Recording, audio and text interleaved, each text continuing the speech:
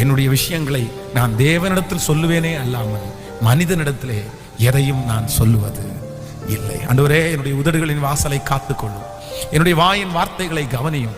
உங்க சமூகத்திலே அது பெருதியா இருப்பதாக. ரொம்ப அவசியமானது என்னன்னா குடும்ப சமாதானம்.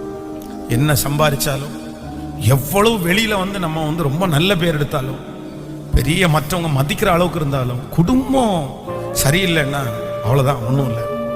அதுவும் நம்முடைய பிள்ளைகளை எல்லாம் சவாலாய் வளர்த்தது என்கிறது அது இன்னைக்கு இருக்கிற நிலைமையில ரொம்ப வித்தியாசமா இருக்குது. ஆனா ஆண்டவர் அதை தருவார். அவர் தான் சமாதான காரணர். அவருக்கு ஒரு நல்ல பேர் இருக்குது, அவர் சமாதான காரணர். அவர் இருக்கிற இடத்துல சமாதானம் நதியை போல இருக்கு.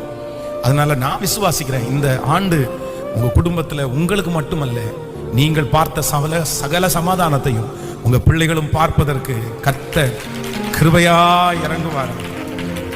ஆமென் சொல்லுங்க.